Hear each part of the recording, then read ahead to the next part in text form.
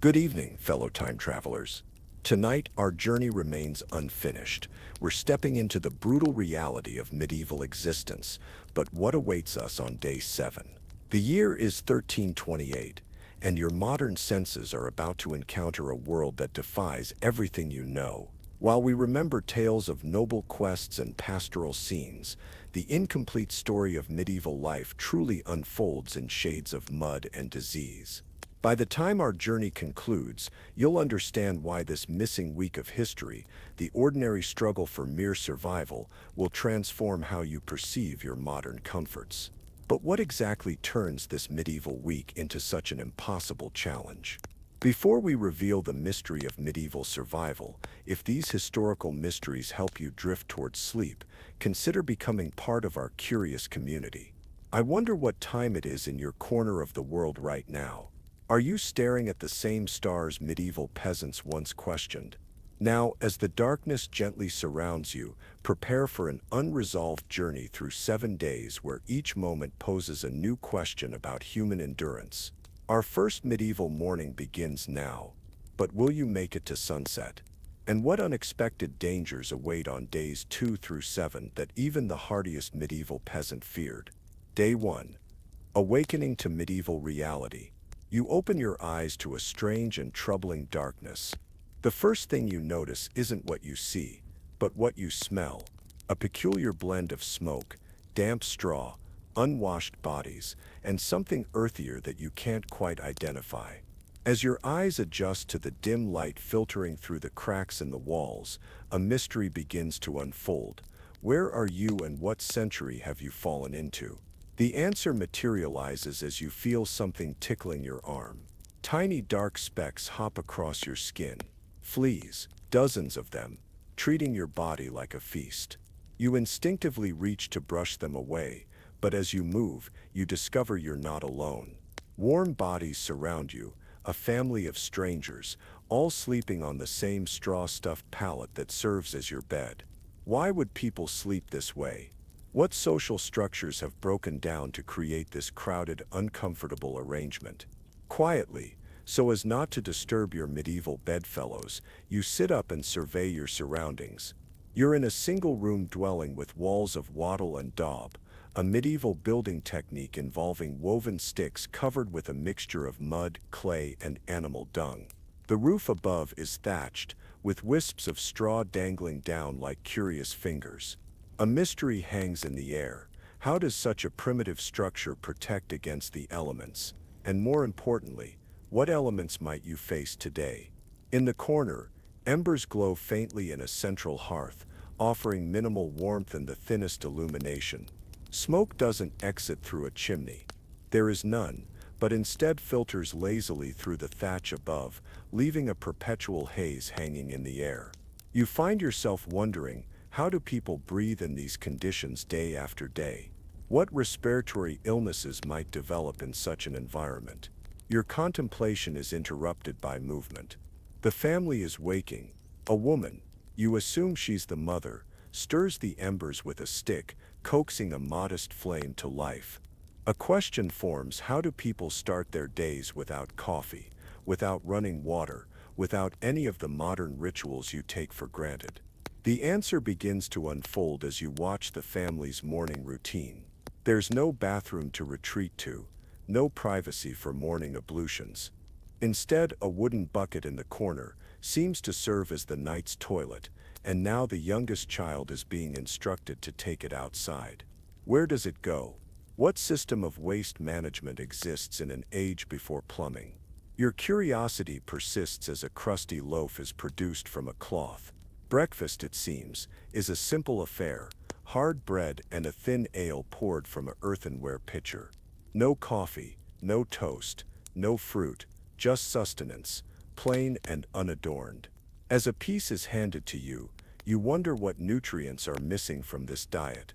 How long before your body begins to feel the effects of medieval malnutrition? As you nibble the dense, gritty bread, is that sand you feel between your teeth, or perhaps tiny fragments of millstone? Your new medieval family begins to dress for the day. Their clothing is rough and simple: woolen tunics for the men, linen shifts for the women, all in muted colors of brown and gray. No one changes undergarments. In fact, you realize with growing discomfort, no one is wearing any. The question lingers, how does one maintain personal hygiene without running water, without soap, without even the most basic toiletries? Before you can contemplate an answer, the door is thrown open, and harsh morning light floods the dim interior. It's time to begin the day's labor. But what labor awaits? What skills do you possess that translate to medieval productivity? How will you prove your worth in a world where everyone must contribute to survive? The family files out, and you follow, stepping from the dim hut into a wider mystery. A medieval village sprawling before you. Narrow paths wind between similar hovels, muddy and strewn with debris. Chickens scatter at your approach, and somewhere a pig grunts contentedly in its sty. The air is no fresher outside. The smell of livestock, human waste and smoke mingles in a pungent cloud. People move purposefully around you, each engaged in their morning tasks. Women carry water from a central well, the precious liquid sloshing in wooden buckets. Men lead oxen toward the surrounding fields, yokes and plows in tow. Children chase chickens or help with smaller chores. Everyone has a role, a function, a purpose. What you wonder will yours be? Your host family seems to assume you're a traveler, perhaps a distant cousin or a pilgrim seeking shelter for the night. They don't question your strange manner of speech or your confusion at simple tasks. Instead, the father points toward the fields and makes it clear through gestures that you're expected to help with the day's labor. Fair exchange for the night's lodging and the morning's meager meal. And so you find yourself following him toward the cultivated land surrounding the village, a crude wooden hoe thrust into your inexperienced hands. As you approach the fields, a new reality dawns on you. This is agricultural labor before mechanization, before pesticides, before genetic modification of crops. This is farming in its most fundamental physical form. The field stretches before you, a patchwork of green shoots emerging from dark soil. Your task seems simple enough: remove the weeds that threaten to choke the precious food crops. But as you bend to your labor, the first challenge becomes apparent: the toll on your body. Within minutes, your back aches. Your soft modern hands blister as they grip the rough wooden handle. The sun, still low in the morning sky, already beats down with uncomfortable intensity. How, you wonder, does anyone do this day after day, season after season, year after year? What happens to these medieval bodies after decades of such punishing physical labor? And how will your own body, conditioned for desk work and occasional gym visits, withstand even a single day of this? The morning stretches endlessly as you work your way down the row, pulling weeds with increasing clumsiness as your hands grow more painful and your back more insistent in its complaints. You pause occasionally to straighten up, offering your aching spine momentary relief while you survey your progress. It seems pitiful compared to your host, who moves steadily and efficiently, covering ground with practiced ease. As the sun climbs higher, another discomfort makes itself known: thirst. Your morning ale, weak as it was, is long gone, and your body craves water. But there's no water bottle, no drinking fountain, not even a clean stream nearby. When you finally gesture your need to your host, he points to a shared earthenware jug at the edge of the field. The water within is cloudy and tastes of earth and something metallic. You drink anyway, your thirst overcoming your concerns about waterborne illness. But the question lingers in your mind: what invisible dangers lurk in this medieval water? What bacteria, what parasites, what diseases might you be inviting into your body with each swallow? Midday brings a brief respite from labor. The village bell tolls, and workers across the field straighten from their stooped positions and make their way back toward the cluster of huts. It's time for the main meal of the day, the one opportunity for substantial nourishment. Your expectations for this meal, perhaps roasted meat, fresh bread, maybe even vegetables from the very fields you've been tending, are quickly disappointed. The repast laid before the family is a pot of pottage, a thick stew that has been simmering over the hearth all morning. Into this bubbling mixture, the mother breaks more of the dense bread, allowing it to soften in the liquid. As a bowl is passed to you, you examine its contents with cautious curiosity. The stew is brownish-gray, with unidentifiable chunks floating in the murky broth. You can make out some vegetables, perhaps turnips, carrots, and what might be cabbage, but the rest remains a mystery. Is there meat? If so, what kind? And how fresh is it in this world without refrigeration? The family eats hungrily, sopping up the liquid with pieces of bread, and you follow suit, your body's need for sustenance overcoming your culinary hesitation. The pottage is bland but filling, seasoned only with salt and perhaps some wild herbs. You find yourself wondering, what does this limited diet do to the medieval palate? Do these people even know what they're missing? Have they ever tasted an orange, chocolate, vanilla, or any of the global ingredients you take for granted? As you eat, you become increasingly aware of other discomforts. Your body itches, the fleas from the morning have invited friends, and now tiny bites decorate your skin like constellations. Your clothing, inappropriate for physical labor, sticks to you with sweat. And something else, something you've been trying to ignore, demands attention. You need to use a proper toilet, not a bucket in the corner of a crowded hut. When you inquire through gestures, a young boy leads you to the edge of the village, where a simple structure stands apart from the dwellings. It's a communal outhouse, little more than a plank with holes positioned over a pit. The smell is overpowering, and flies buzz enthusiastically around the entrance. Privacy is minimal, just a half wall providing the illusion of solitude. As you use this primitive facility, trying not to breathe too deeply, new questions arise. How does this medieval community manage waste? What happens when the pit fills? And most pressingly, what diseases might spread through this system? The answers remain elusive as you make your way back to the family dwelling, where preparations are already underway to return to the fields. The day is only half over, and hours of labor still await. But as you step back into the sunlight, something catches your eye, a villager being helped toward a hut at the edge of the settlement. He's limping badly, his foot wrapped in a bloodied cloth. You watch as an older woman emerges from the hut to examine the injury. From her confident manner and the deference shown by others, you surmise she's some kind of healer or midwife. The question forms instantly in your mind: what happens when people fall ill or suffer injuries in this world without hospitals, without antibiotics, without even basic antiseptics? Your host notices your attention diverted to the scene and shakes his head grimly. He makes a cutting motion across his leg and then a digging gesture. The meaning is clear enough: the injury is severe, and amputation may be necessary. Will the man survive such a procedure in these conditions? What pain management exists? What aftercare? These troubling thoughts accompany you back to the fields, where the afternoon labor proves even more challenging than the morning's work.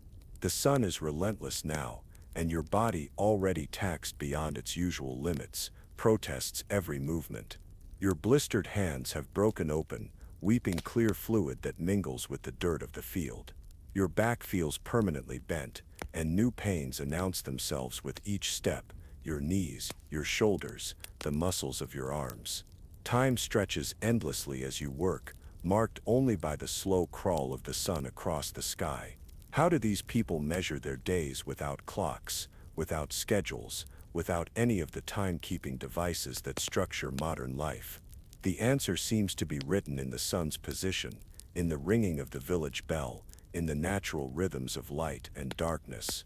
As the afternoon wanes, clouds gather on the horizon, dark and ominous. Your host scans the sky with practiced eyes and increases his pace. A storm is coming, and the day's work must be completed before it arrives. You struggle to match his urgency, but your exhausted body can barely maintain its previous sluggish pace. The first fat raindrops begin to fall as the village bell tolls again, signaling the end of the day's field labor. You follow the stream of workers back toward the shelter of the huts, your body grateful for the reprieve even as your mind contemplates new questions. What do medieval people do during the long evenings? How do they pass the hours without television, without books for most cannot read, without any of the entertainment that fills modern leisure time? The answer unfolds as you enter the family dwelling. As rain drums on the thatched roof, the household turns to indoor tasks. The father repairs a wooden tool by the light of the fire. The mother and older daughters spin wool into thread, their fingers working with practiced precision. The younger children assist or play quietly with simple toys, a whittled animal, a doll made from straw and scraps of cloth. Conversation flows around you in a language just familiar enough that you can catch occasional words but not full meaning. There's laughter sometimes, and animated discussion. These are people living full lives, you realize, loving, arguing, storytelling, existing in their world just as completely as you exist in yours. The mystery deepens. What do they dream of? What do they aspire to? What constitutes happiness in a life so fundamentally different from your own? As darkness falls outside, the hut grows dimmer. There are no candles. They're too expensive for everyday use in a peasant household. Instead, the fire provides the only illumination, casting long shadows on the walls and creating a cocoon of light amid the gathering darkness. The final meal of the day is simple: more bread, some hard cheese that has a sharp, unfamiliar tang, and the remainder of the midday pottage, now thicker as it's scraped from the bottom of the pot. As you eat, fatigue settles over you like a heavy blanket. Your body, unused to such physical labor, craves rest. But a new concern emerges: how will you sleep in these medieval conditions? On the shared pallet, with its itching straw and resident insects. In your sweat-soaked, dirt-stained clothes. With the smoke from the fire filling your lungs and the unfamiliar sounds of the household in your ears. The answer comes sooner than you expect. As the family finishes their meal and performs the last chores of the day, banking the fire to keep embers alive until morning, securing the simple door latch against nighttime intruders, human or animal. Your exhaustion overwhelms all other considerations. When your host gestures toward the sleeping area, you follow without hesitation, your body's need for recuperation overriding your mind's lingering questions. You settle onto the shared pallet, finding a space at its edge. The straw pokes through the rough fabric covering, jabbing your already aching body. The woolen blanket that's pulled over the group is scratchy against your skin and carries the sense of smoke, sweat, and use. The sounds of the night emerge, the breathing of the family around you, the occasional rustle as someone shifts position, the patter of rain on the thatch above, and somewhere in the darkness, the scurrying of what must be mice within the walls. As you lie there, new pains make themselves known, your muscles throb from unaccustomed labor. Your sunburned skin stings, your blistered hands pulse with every heartbeat. Your stomach gurgles uncertainly, perhaps questioning the unfamiliar food or the suspect water. And everywhere it seems, insect bites itch with maddening persistence. Sleep, when it finally comes, is fitful and shallow. You drift in and out of consciousness, your modern mind struggling to process the medieval reality it has been thrust into. Dreams mix with half-wakefulness, and through it all, a question forms: if this is just the first day, how will you endure 6 more? What new challenges await tomorrow that you haven't even considered? As your consciousness finally surrenders to exhaustion, one certainty emerges from the swirling questions: modern humans, accustomed to comfort and convenience, protected by medicine and technology, would find survival in the medieval world nearly impossible. And this has been just day 1, the easiest day. Before illness sets in, before accidents occur, before the cumulative effects of medieval life begin to take their toll. What awaits on day 2? What new trials will test your endurance? What medieval realities have you yet to confront? These questions follow you into uneasy dreams, where modern comforts tantalize just beyond reach, and the shadow of 6 more medieval days looms like an approaching storm. But that story, the tale of day 2 in your medieval week, must wait for another night. As you drift towards sleep in your comfortable modern bed, consider how fortunate you are to live in an age of antibiotics and indoor plumbing, of clean water and abundant food, of climate control and pest management. Consider how the mundane conveniences of your daily life would seem like miraculous luxuries to the medieval family whose life you've glimpsed tonight. And perhaps, as sleep claims you, spare a moment of respect for those ancestors who endured such conditions not for a week, but for a lifetime, who found joy and meaning and purpose despite hardships that would overwhelm most modern humans. Their resilience, their adaptability, their endurance shaped the world we inherit today. What challenges await on day 2 of medieval life? What new dangers will emerge as your body weakens and medieval reality tightens its grip? We'll explore those questions next time.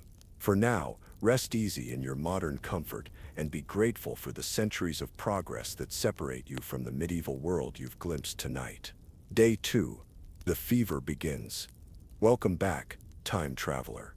You survived your first day in medieval Europe, but what lies ahead? Did you sleep peacefully through the night, or did something disturb your rest?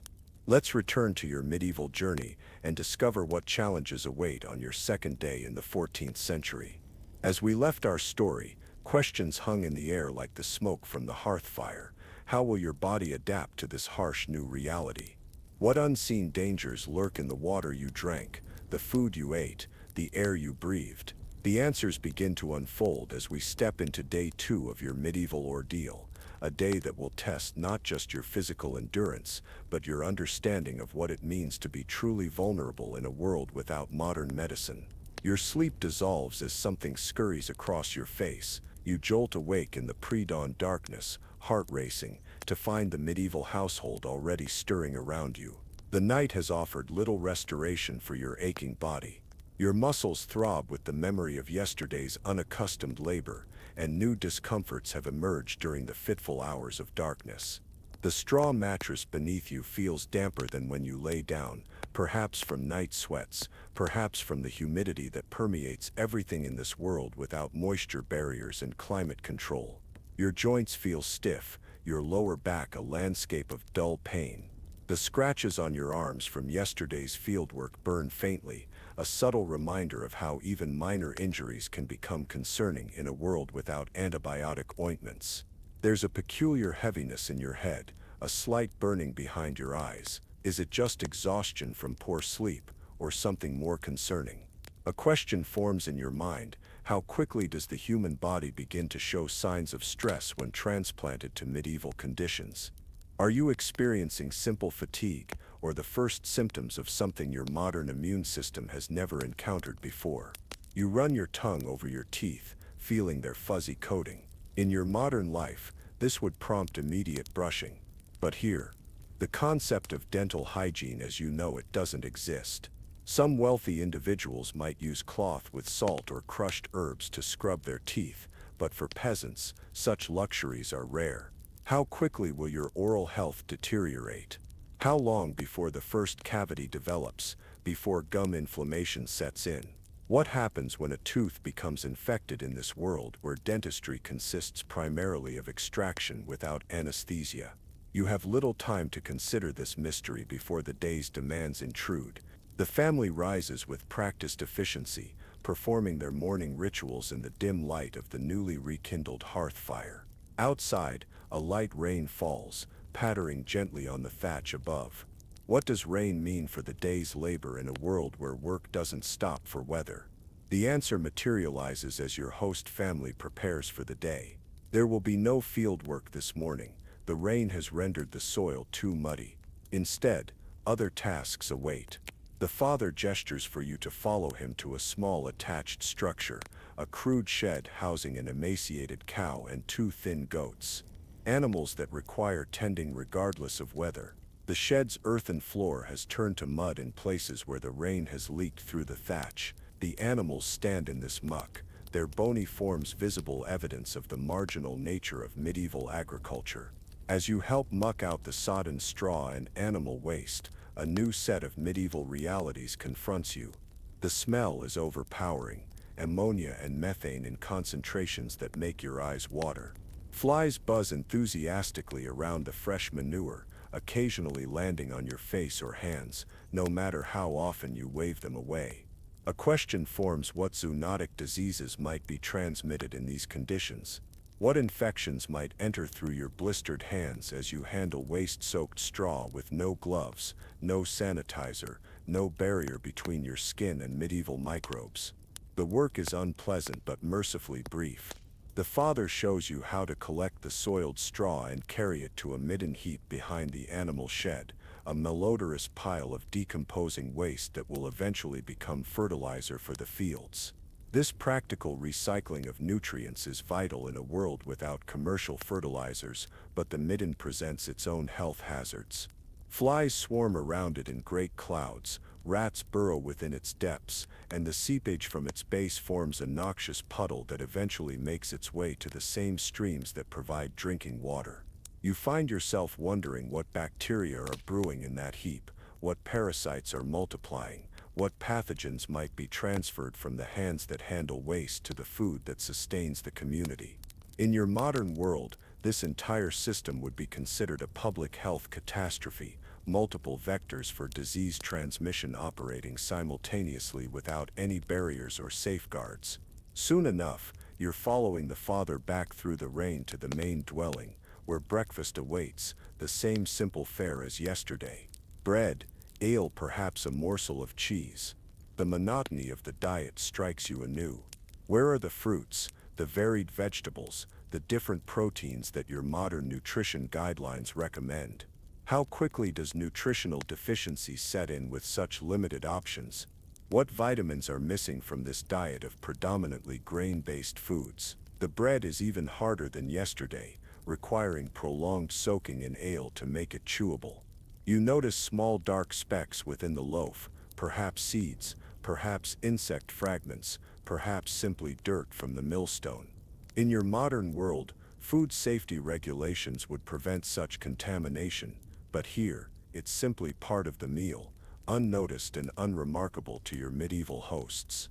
As you eat, you become increasingly aware of the heaviness in your head. It's not just tiredness now. There's a definite warmth to your skin, a slight shiver that runs through your body, despite the fire's proximity. Your throat feels raw when you swallow, and your limbs ache with a deeper pain than mere muscle fatigue. These are the classic symptoms of infection setting in, your body's inflammatory response to some pathogen it's battling. You try to recall what illnesses were common in medieval Europe. The plague, of course, but that typically began with swellings in the lymph nodes, something you haven't developed. Smallpox? Typhoid? Influenza? The medieval world was a hotbed of infectious diseases, many of which have been controlled or eliminated in modern times through vaccination, sanitation, and antibiotics. Your body, never exposed to these historical pathogens, never vaccinated against them, might have limited defenses. Could it be? After just one day in medieval conditions, has your body already succumbed to some infection? What defenses does your modern immune system have against pathogens it has never encountered? What medieval maladies might be brewing within you, even now? Your host seems to notice your discomfort. The mother approaches, placing a work-roughened hand on your forehead. She says something to her husband, her tone concerned. They exchange words in their unfamiliar dialect, and you catch what might be the medieval equivalent of fever. So it begins, your first medieval illness. What will it be? A simple cold, dysentery from the questionable water, something more sinister from the fields or animals, or perhaps just your body's protest against the shock of its new circumstances. Whatever the cause, the reality is clear. You are falling ill in a world without pharmacies, without antibiotics, without even the most basic understanding of germ theory. Your hosts, however, are not without resources. The mother sends the oldest child running through the rain to another hut. Who lives there? What help might be summoned? The answer arrives minutes later in the form of the village healer, the same woman you saw treating the injured man yesterday.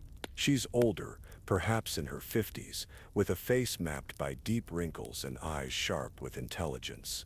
Her hands, when she takes your face between them to examine you, are surprisingly gentle. She looks into your eyes, feels your pulse at the neck and wrist, and asks questions you cannot understand but try to answer with gestures. Finally, she turns to your host family and speaks at length. Though you can't comprehend her words, her tone suggests concern but not alarm. What diagnosis has she reached? What treatment will she prescribe in this world without modern medicine? The healer leaves briefly, returning with a small clay pot sealed with beeswax. From this, she extracts a pungent paste that she instructs you to swallow. The taste is bitter and herbal, with notes of honey unsuccessfully masking something more astringent. What medieval pharmacopoeia is contained in this mixture? What plants, minerals, or animal products have been combined in the hopes of reducing your fever? With the medicine administered, there's nothing to do but rest.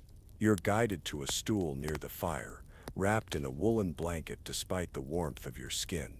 The family goes about their indoor tasks, repairing tools, spinning wool, mending clothing, while keeping a watchful eye on you. Their concern is evident, even across the centuries and language barriers that separate you.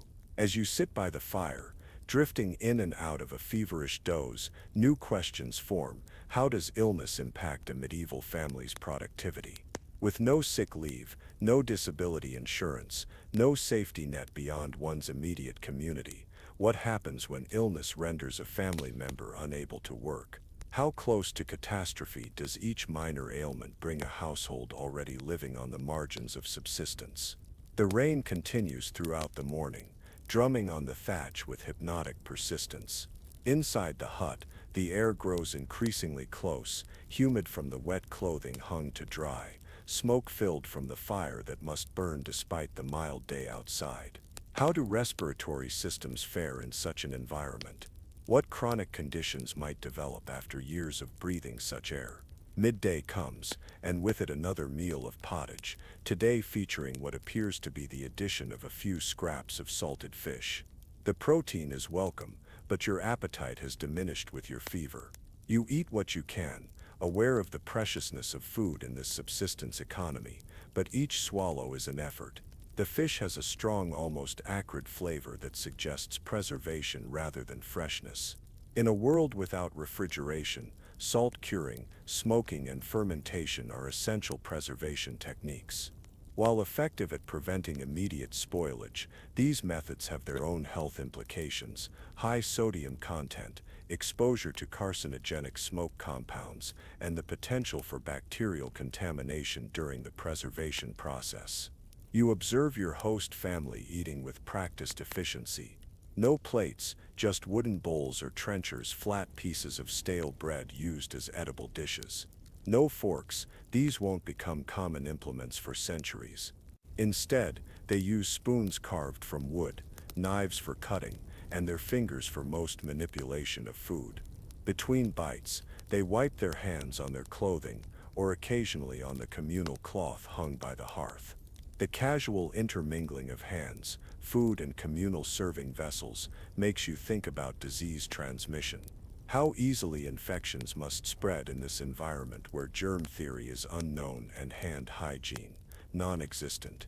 The simple act of sharing a meal becomes a vector for illness, each dipped hand potentially transferring pathogens to the communal food. As you struggle through your portion, you notice something else: the absence of water as a beverage. Despite your thirst, exacerbated by your fever, no one drinks plain water with meals. The ale served is weak, but it's still alcohol, which you know can contribute to dehydration, precisely what a fevered body doesn't need. Yet in this context, the slightly alcoholic ale is actually safer than water, its brewing process having killed many pathogens that would flourish in untreated water. Your modern understanding of hydration conflicts with medieval practice, creating a dilemma: drink the ale and risk dehydration, or request water and risk waterborne illness. In your weakened state, neither option seems appealing, but necessity drives you to sip the ale slowly, your body craving any form of liquid it can get. After the meal, the rain begins to slacken.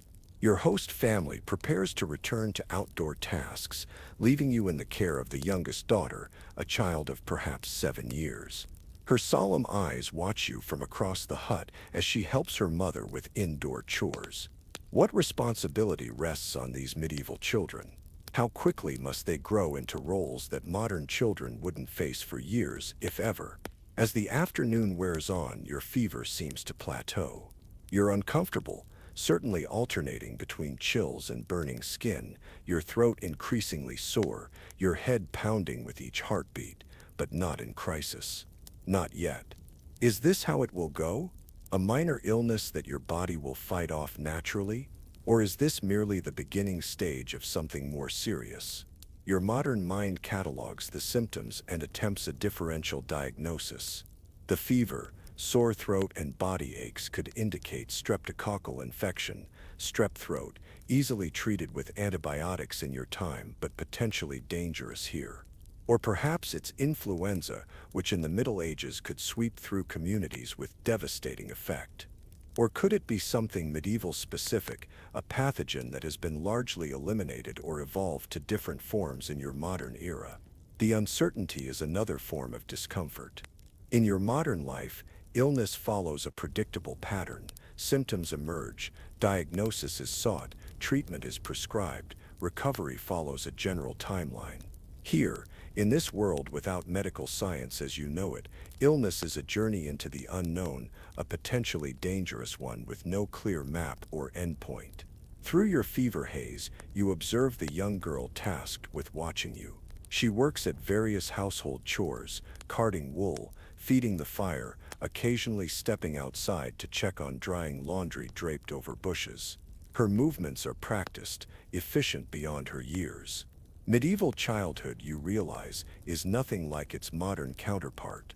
Here, children are integrated into labor from the moment they can contribute, their education consisting primarily of practical skills rather than formal learning. You wonder about her future. If she survives childhood, and many don't in this era of high infant and child mortality, what life awaits her? Marriage, likely arranged for economic advantage rather than affection, probably before she turns 15. Childbearing soon after, with all its attendant dangers in a world without prenatal care, antibiotics, or surgical interventions. A life of constant labor, physical deterioration from repeated pregnancies and chronic malnutrition, and the ever-present risk of becoming a widow in a society where a woman alone faces severe economic and social challenges. These sobering thoughts are interrupted when she approaches, offering a crude wooden cup filled with liquid. It's not the ale from mealtime, but something clearer, with a faint herbal scent. Some kind of medicinal tea, perhaps. You accept gratefully, the cool liquid soothing your irritated throat. What plants have been steeped to create this brew? What traditional knowledge has been passed through generations about which herbs might reduce fever or ease pain? Curious about your caretaker, you attempt simple communication, smiles, gestures, pointing to objects and raising eyebrows in question. She responds shyly at first, then with increasing animation as she realizes you genuinely want to understand her world. She shows you her drop spindle, demonstrates how the wool is twisted into thread, points out the different herbs hanging from the rafters and mimes their uses, cooking, medicine, keeping insects away. This brief connection across language and cultural barriers offers momentary distraction from your physical discomfort. It also raises poignant questions about the human capacity for adaptation and resilience. This child, born into conditions you find almost unbearable after just 2 days, navigates her world with confidence and competence. She knows how to create thread from raw wool, how to maintain a fire at the proper temperature, which plants heal and which harm, knowledge that you, with all your modern education, lack entirely. You drift in and out of consciousness, time marked only by the gradual shift of light through the hut's few small openings. Your fever dreams are vivid and disorienting, fragments of your modern life interspersed with medieval imagery, creating impossible scenarios that leave you momentarily confused about which reality is true when you surface briefly to wakefulness. During one such moment of clarity, you become aware of voices nearby, a conversation between your young caretaker and someone else. Opening your eyes, you see an older boy, perhaps 12 or 13, who has entered the hut. He gestures animatedly while speaking, his expression a mixture of excitement and apprehension. The girl responds with widening eyes, occasionally glancing in your direction. Though you can't understand their words, their body language suggests news of some significance, something happening in the village that has disrupted the ordinary rhythm of the day. What events punctuate the medieval calendar? What constitutes unusual in a world where each day is largely indistinguishable from the last? Before you can contemplate this further, the boy departs, and your caretaker returns to her chores, occasionally casting thoughtful glances your way. Whatever news he brought, it doesn't seem to require immediate action, but it has clearly left an impression. At some point, you become aware that the rain has stopped. Sunlight slants through the open door as family members return from their outdoor labors. Their clothing is mud-splattered, their expressions weary, but they've accomplished whatever essential tasks the weather permitted. They move with the careful conservation of energy that characterizes people who cannot afford to waste physical resources, no extraneous movements, no expended effort without purpose. The evening routine unfolds around you, the preparation of a simple meal, the tending of animals, the securing of the dwelling against the night.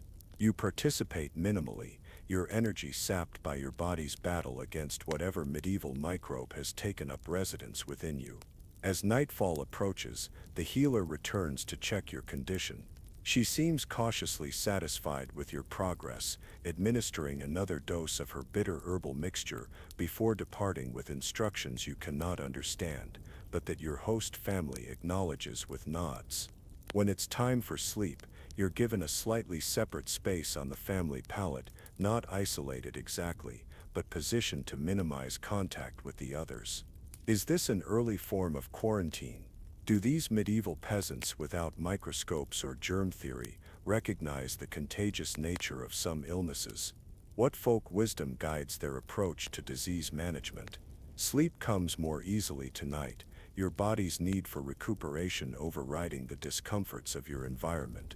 But your dreams are fever-bright and disturbing, fragments of modern life tangled with the medieval realities you're experiencing, creating impossible scenarios that leave you disoriented each time you surface briefly to consciousness. Throughout the night, you're vaguely aware of someone occasionally approaching, the mother perhaps to touch your forehead or adjust your covering. Despite the hardships of their own lives, these medieval strangers are caring for you, an outsider. What bonds of human compassion transcend the centuries separating your worlds? When morning comes again, it arrives with a new sensation: wetness. Your fever broke overnight, your body drenched in sweat that has soaked through your clothing and into the straw beneath you. You feel wrung out, depleted, but clearer-headed. Has your modern immune system successfully fought off a medieval infection? Or is this merely a temporary reprieve?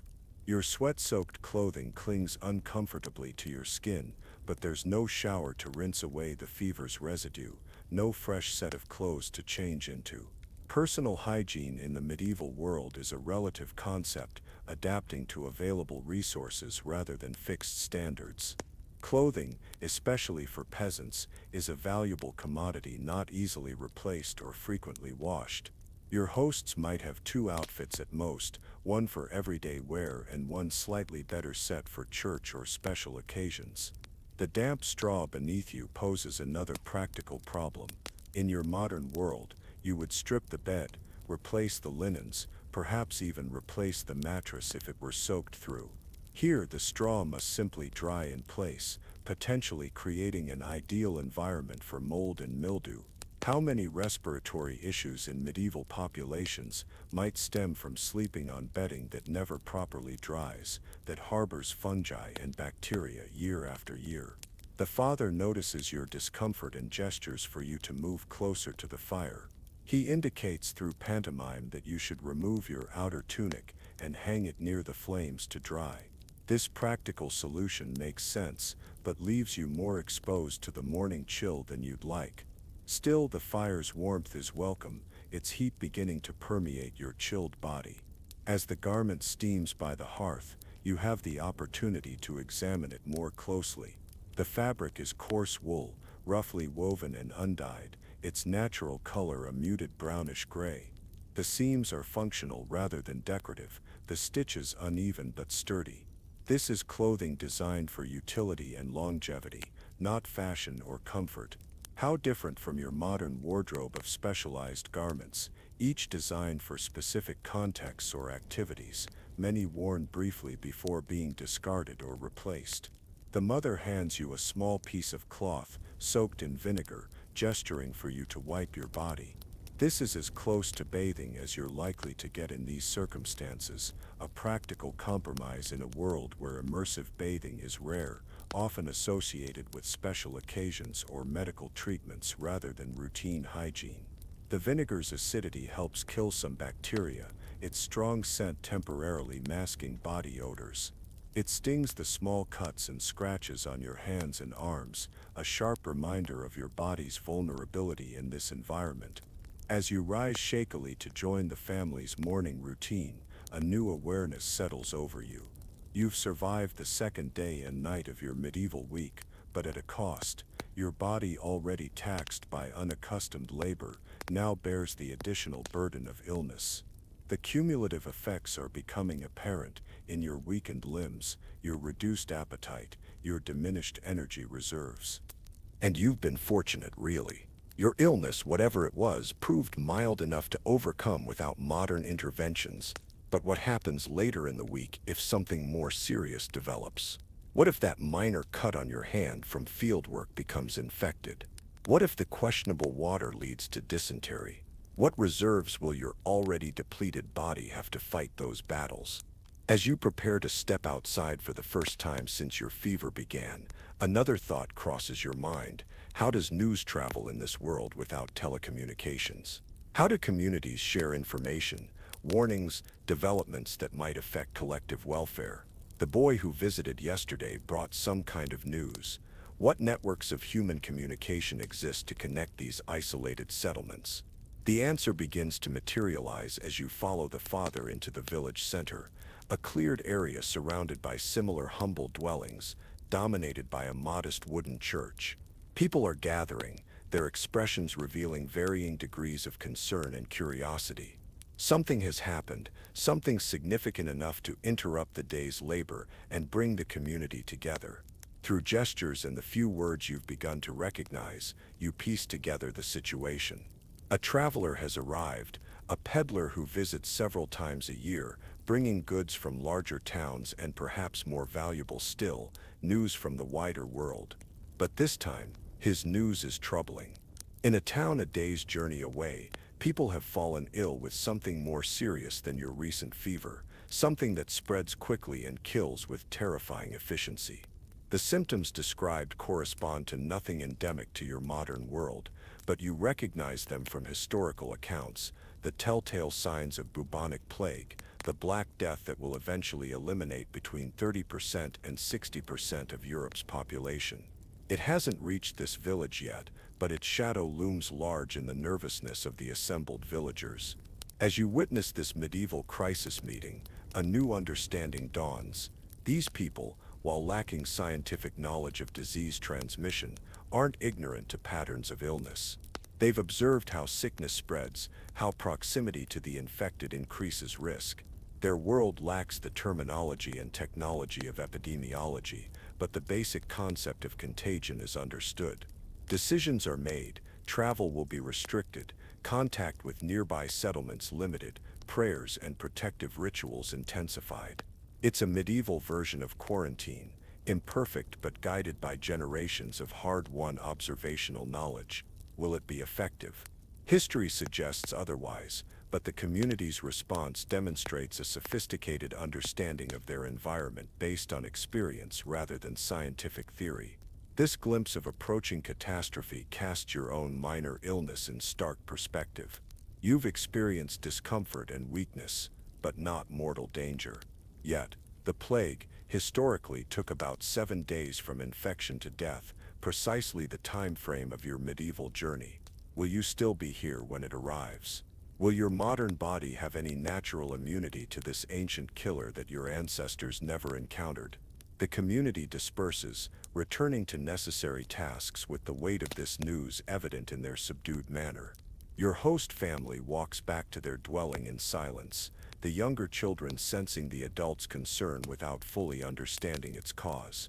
Inside, the mother begins gathering certain herbs from those hanging from the rafters, plants believed to ward off miasmas, the bad air thought to carry disease. She hands bundles to each family member, small sachets to be carried or worn, their pungent scent believed to provide protection. You receive one as well, the gesture emphasizing your temporary incorporation into this household. The herbs smell strongly of mint, rosemary, and something more acrid that you can't identify. Do they have any actual antimicrobial properties? Perhaps, but their primary function is psychological, a talisman against invisible threats, a small action that provides the comfort of agency in the face of circumstances largely beyond control. These sobering thoughts accompany you as you prepare, with significantly less strength than yesterday, to face your third day in medieval Europe.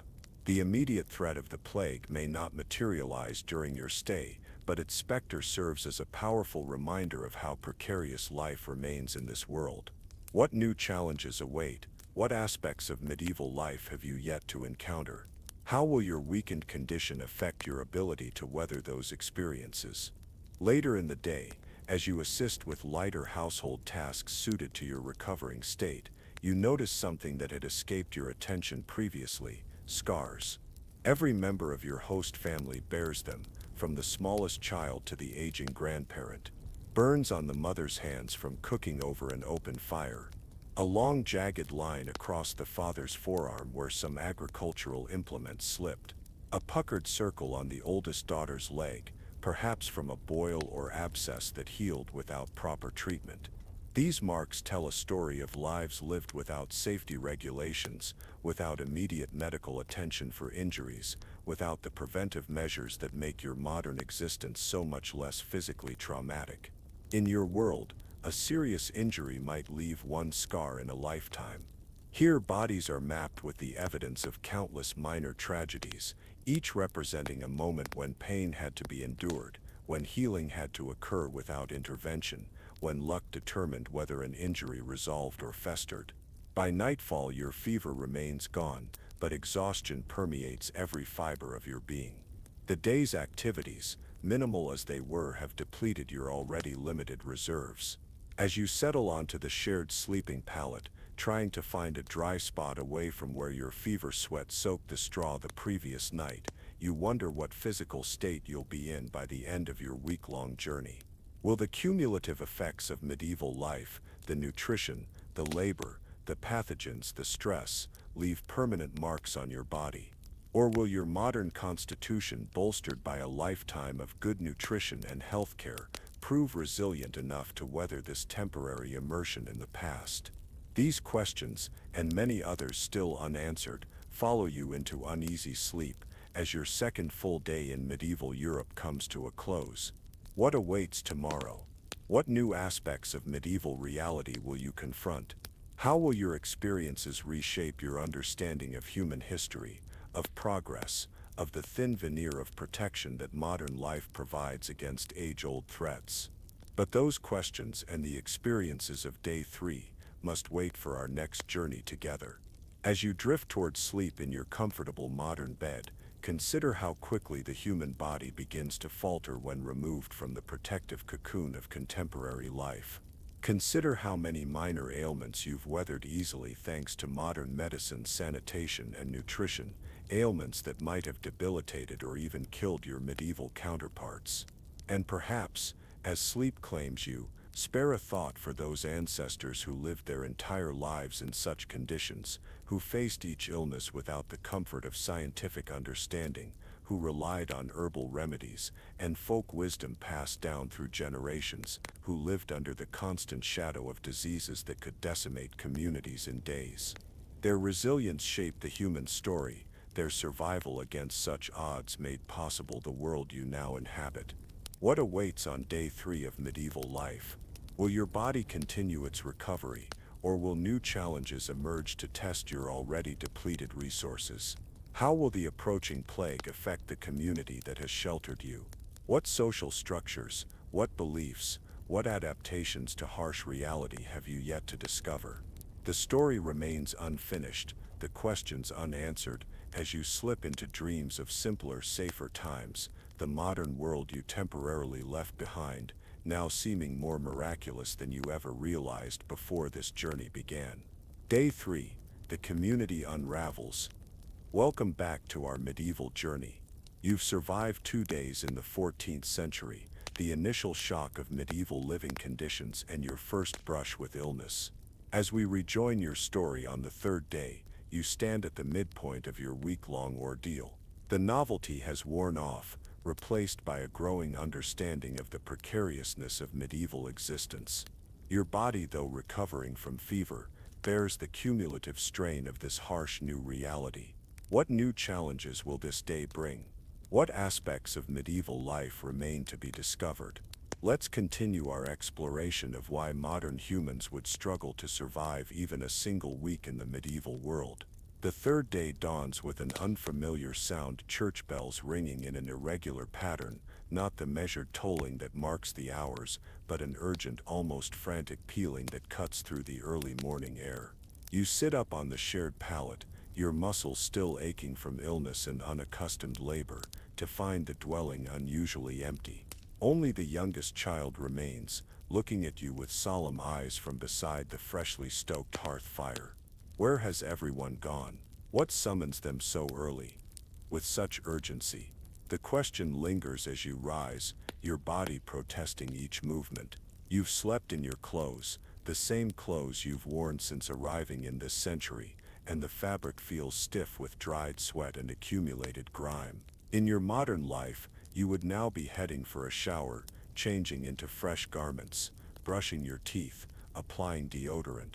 Here, none of these comforts exist. Your body odor has become a constant companion, noticeable when you move and catch a whiff of yourself, yet strangely less bothersome than you would have expected. Is your sense of smell adapting to medieval conditions? Or is your olfactory system simply overwhelmed by the general miasma of unwashed bodies, animal waste, smoke, and decomposition that permeates everything?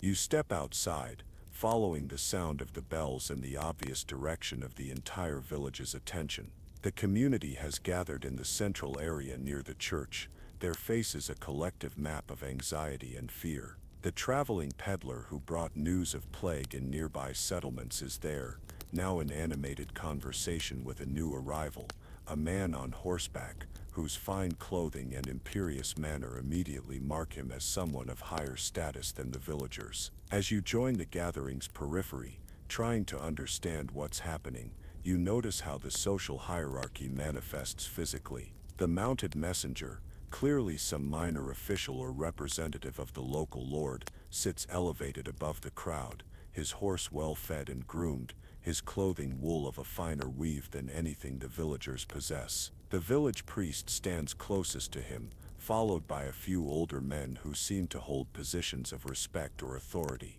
Women and children keep to the edges, though they strain to hear the exchange. This spatial arrangement reveals what you intellectually knew, but are now witnessing directly. Medieval society was rigidly stratified, with power and voice distributed unequally based on gender, wealth, and relationship to both secular and religious authority. What decisions that affect the entire community are being made without input from most of its members? What will those at the bottom of this hierarchy be expected to accept without question? The answer begins to emerge as the messenger's proclamation spreads through the crowd in ripples of translation and interpretation. The lord of this region has declared a cordon sanitaire, a medieval attempt at quarantine.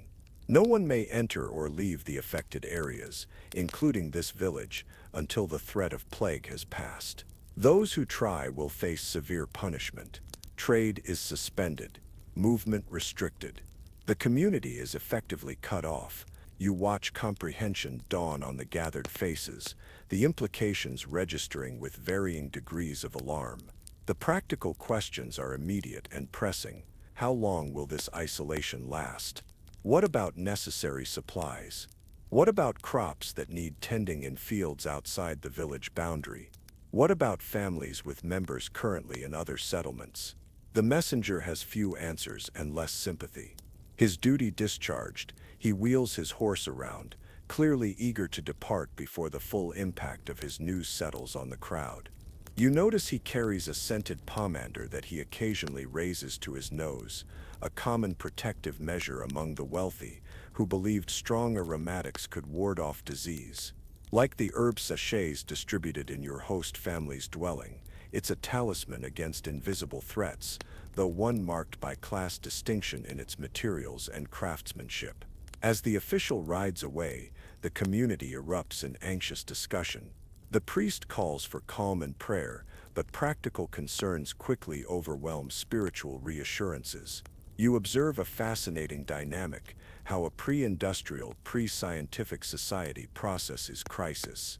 Without mass media, without unified sources of information, without established crisis protocols, the community falls back on oral communication, religious framework, and the leadership of those with recognized authority. Your host family finds you in the crowd, their expressions reflecting the general concern. Through gestures and the few words you've begun to understand, they explain the situation. This quarantine is not unprecedented. Similar measures have been implemented during previous outbreaks, but it represents a significant hardship. The village is largely self-sufficient for basic foods, but certain necessities come through trade with other settlements. More importantly, some fields lie technically outside the boundary that has now been closed. As the community disperses, a new undercurrent becomes apparent, tension between obedience to authority and the practical necessities of survival. Some villagers already discuss how the restriction might be circumvented, not out of defiance but out of necessity. Others argue for strict compliance, fearing the dual threats of punishment and plague. You're witnessing the fundamental conflict of medieval existence, the struggle between hierarchical control and the basic human drive for self-preservation. Your host family returns to their dwelling, where a hurried discussion ensues. Decisions must be made about how to manage under these new constraints. Food supplies need assessment. Work priorities must shift. The father draws crude tallies in the dirt floor, calculating how long their stored grain might last if stretched to its limit. The mother sorts through her dried herbs, setting aside those believed to have protective properties against illness. You find yourself included in these preparations, handed a wooden bowl filled with dried peas to sort through, removing any that show signs of mold or insect damage. It's tedious work but necessary. In a subsistence economy under stress, nothing can be wasted, yet contaminated food could spread illness at a time when the community is already vulnerable. As you work, you consider the psychological impact of quarantine. In your modern experience of the COVID-19 pandemic, quarantine was difficult even with internet connectivity, entertainment options, reliable food delivery, and medical infrastructure. Here, isolation means true disconnection, genuine scarcity, and the absence of scientific understanding to contextualize the threat. How does this medieval community cope with the anxiety, the uncertainty, the helplessness? The answer seems to lie in action, in ritual, and in community solidarity. No one sits idle. Every member of the household has tasks, practical preparations that provide both physical security and psychological comfort through agency. Religious observances increase, more prayers before meals, more frequent signs of the cross, small devotional acts woven into daily activities. And neighbors check on neighbors, sharing information, offering assistance, maintaining the social bonds that might mean the difference between survival and disaster. By midday, a new development disrupts the village's desperate adjustment. A woman arrives at your host family's door, her face streaked with tears, her breath coming in gasps from exertion. She speaks rapidly to your host father, who listens with growing concern. Though you can't understand the words, the emotional tenor is clear. Something is very wrong. The father asks questions, his tone shifting from inquiry to alarm. He quickly gathers a few items, a knife, some cord, a small cloth bundle, and prepares to leave with the distressed visitor. Before departing, he gives instructions to his wife, who nods gravely. Something serious has happened that requires his skills or assistance, something urgent enough to momentarily overshadow the quarantine crisis. After they've gone, the mother explains to the rest of the family, including you. Through her limited gestures and your growing vocabulary of medieval terms, you piece together the situation. A man in a neighboring dwelling has suffered a grievous injury. A farming implement has nearly severed his hand. Your host father, who has some experience with such wounds from his military service in his youth, has gone to help. This incident illuminates another aspect of medieval reality, the management of traumatic injury without professional medical care. In your modern world, such an accident would prompt an immediate call to emergency services, rapid transport to a hospital, the possibility of surgical reattachment, antibiotics to prevent infection, pain management throughout. Here the injured man will receive only what rudimentary care his neighbors can provide, using knowledge gained through harsh experience rather than formal training. The hours pass with an air of subdued tension. The mother keeps the children occupied with necessary tasks, but her frequent glances toward the door reveal her concern. When the father finally returns, his clothing stained with blood, his expression exhausted, the unspoken question hangs in the air. He shakes his head slightly, not to indicate death, you realize with relief, but to communicate the severity of the situation. The man has survived the initial crisis, but whether he'll keep the hand, whether infection will set in, whether he'll regain function, these remain unknown. As the father washes blood from his hands using water heated over the fire, he describes the procedure to his wife. Though you catch only fragments, the general approach becomes clear. The wound was cleaned as best they could with boiled wine, alcohol serving as a primitive antiseptic. The damaged tendons and blood vessels were beyond their skill to repair, but they've stabilized the partially attached hand, binding it in place with careful wrapping after applying honey to the wound, a traditional remedy with genuine antimicrobial properties. Though far from sufficient for such a severe injury, this graphic reminder of physical vulnerability affects the household's mood throughout the afternoon. Conversation remains minimal as everyone processes the precariousness of their existence. You find yourself contemplating how completely your modern life shields you from such stark realities, how systems of emergency response, medical care, workplace safety, and social support create multiple layers of protection that simply don't exist here. Your contemplation is interrupted by another visitor, the village priest, making rounds to each household following the quarantine announcement. He enters with a formal blessing, his manner combining spiritual authority with neighborly concern. Unlike the mounted messenger, he sits among the family, accepting a small cup of ale and speaking in measured tones. Though his words remain largely incomprehensible to you, his role in this crisis becomes apparent. He brings updates on the quarantine situation, shares information about which families might need additional support, and offers both practical advice and spiritual comfort. In a world without newspapers, radio, or internet, the church serves as information clearinghouse, social services coordinator, and psychological support system. The priest notices you, the stranger, obviously ill at ease in these surroundings, and addresses you directly. Your host family explains your situation as best they can, presenting you as a traveler who fell ill while passing through.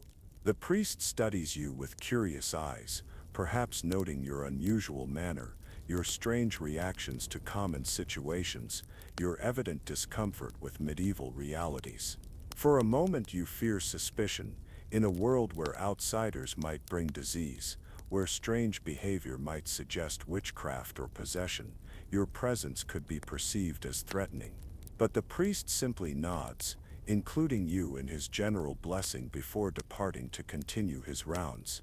You've been granted acceptance, however tentative, by a key authority figure in this closed society, a significant development for your continued safety in this alien environment. As evening approaches, the physical toll of your medieval existence becomes increasingly apparent. Though your fever has passed, new discomforts have emerged. Your unwashed skin itches constantly. Your scalp feels simultaneously greasy and dry. Your teeth are fuzzy with plaque, your gums showing the first signs of inflammation from lack of oral hygiene. Your muscles ache from unaccustomed movements and postures. Your digestive system gurgles uncertainly, adjusting poorly to the strange diet of heavy carbohydrates, limited protein, and minimal fresh produce. These physical discomforts are amplified by growing psychological strain. The constant vigilance required to navigate unfamiliar customs and expectations. The effort of communication without shared language. The cognitive dissonance of reconciling your modern understanding with medieval practices. The underlying anxiety about what disasters, medical, social, or other, might still await you in this harsh reality. As your host family prepares the evening meal, a thinner pottage than usual, the first sign of cautious rationing under quarantine, you notice how their movements have a practiced efficiency that yours lack. They've developed specific adaptations to this environment over lifetimes, their bodies and minds calibrated to medieval conditions in ways yours simply aren't. The children maintain cheerfulness despite circumstances that would devastate their modern counterparts. The adults communicate complex information with minimal words, reading minute changes in expression that you miss entirely. This observation leads to a humbling realization. Despite your advantages of modern education, nutrition, and healthcare, you are fundamentally less equipped to survive here than even the youngest members of this household. Your knowledge of germ theory, historical events, or technological development offers little practical advantage in daily medieval life. Instead, your modern conditioning, expectations of comfort, hygiene, and safety actively handicaps you in this environment. The evening meal is consumed in relative silence, the day's events weighing heavily on everyone's minds. Afterward, an unusual activity breaks the routine. The father produces a small wooden board marked with a crude game grid, something similar to nine men's Morris or a primitive form of checkers.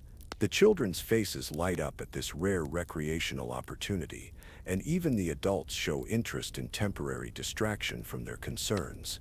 You're invited to join, the rules demonstrated through gesture and example. The game is simple but engaging, requiring strategy and foresight despite its basic components. As you play with the family, taking turns on the worn wooden board with playing pieces made from different colored stones, you glimpse another facet of medieval life, how people found joy, connection, and mental stimulation despite material poverty and harsh conditions. The game continues until the failing light makes play impossible, another reminder of how daylight governed activity in a world where artificial illumination was expensive and limited. As the family prepares for sleep, banking the fire to preserve embers for morning, and securing the dwelling against the night, you reflect on what you've witnessed during this third day of your medieval journey. The vulnerability of the physical body, the complex social structures that simultaneously support and constrain, the psychological adaptations to constant precarity, the resilience that allows joy and connection even amid fear and scarcity. The medieval world is not simply a more primitive version of your own. It's an entirely different reality with its own internal logic, its own systems of meaning, its own standards for what constitutes a good or successful life. As you settle onto the now familiar shared sleeping pallet, your body's various discomforts competing for attention, new questions form. How will the quarantine affect the community as days pass? Will the injured man survive? And what happens to his family if he doesn't? What new aspects of medieval reality await discovery? And most pressingly, how much more can your modern constitution withstand before reaching some breaking point? You've reached the midpoint of your week-long medieval journey. 3 days completed, 3 more to go. The initial shock has passed, replaced by a deeper understanding of just how fundamentally unsuited modern humans are to pre-industrial existence. It's not simply about missing conveniences or comforts, it's about lacking the physical conditioning, the immunological preparation, the psychological resilience, and the practical skills necessary for survival in this world. As sleep begins to claim you, one final thought surfaces, a newfound respect for your ancestors who not only survived in these conditions, but found meaning, created beauty, built relationships, and ultimately shaped the trajectory of human development, despite challenges that would overwhelm most modern individuals. Their resilience wasn't a romantic abstraction but a daily necessity, their endurance not a choice but the only option available. What will day 4 bring? Will the quarantine hold? Will disease spread through the village?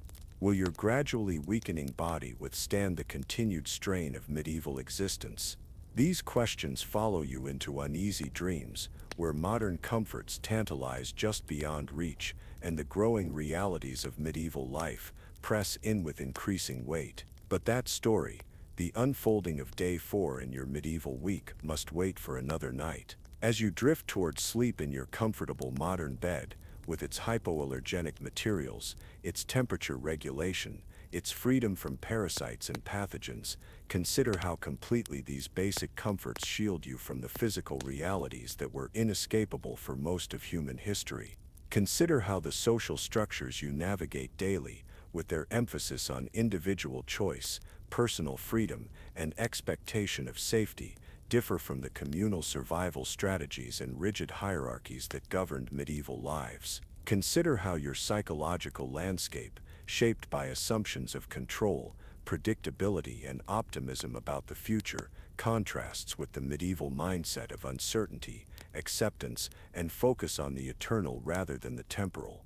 And perhaps, as sleep claims you, spare a moment of wonder for the continuity of human experience despite these profound differences. The medieval villagers whose lives you've glimpsed shared fundamental human needs and desires, for security, for connection, for meaning, that transcend the vast changes in circumstance and understanding that separate their world from yours. What new insights await on day 4 of your medieval journey? What aspects of pre-modern life remain to be discovered? What further tests will your increasingly taxed body and mind face as the week continues? We'll explore those questions next time. For now, rest easy in your modern comfort, grateful for the centuries of incremental progress that separate you from the medieval world you've glimpsed tonight.